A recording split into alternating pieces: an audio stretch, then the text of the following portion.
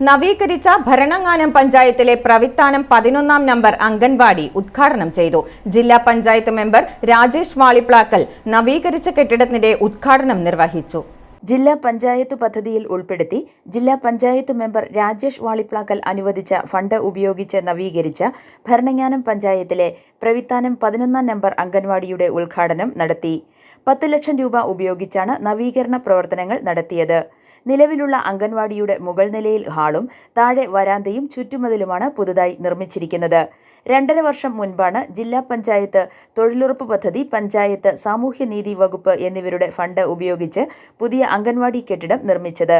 ജില്ലാ പഞ്ചായത്ത് മെമ്പർ രാജേഷ് വാളിപ്ലാക്കൽ നവീകരിച്ച കെട്ടിടത്തിന്റെ ഉദ്ഘാടനം നിർവഹിച്ചു.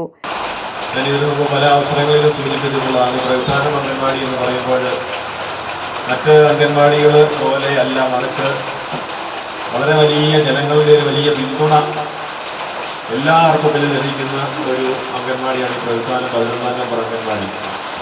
അത് ഈ കഴിഞ്ഞ 5 വർഷക്കാലം വളരെ നേരിട്ട് ബോധ്യപ്പെട്ട, അല്ലെങ്കിൽ ഓരോ പരിപാടികളുമായിട്ട് ബന്ധപ്പെട്ട് ഇവിടെ വരുമ്പോൾ കൃത്യമായിട്ട് മനസ്സിലാക്കി ഞാൻ പല അവസരങ്ങളിലും ഈ കാര്യങ്ങൾ സൂചിപ്പിച്ചിട്ടുണ്ട്.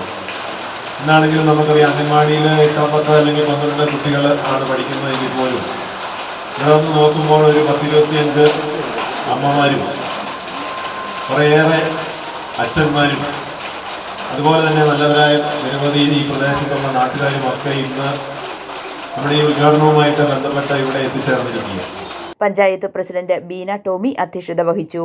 പഞ്ചായത്ത് മെമ്പർമാർ തുടങ്ങിയവർ പ്രസംഗിച്ചു. i4u news, Pala.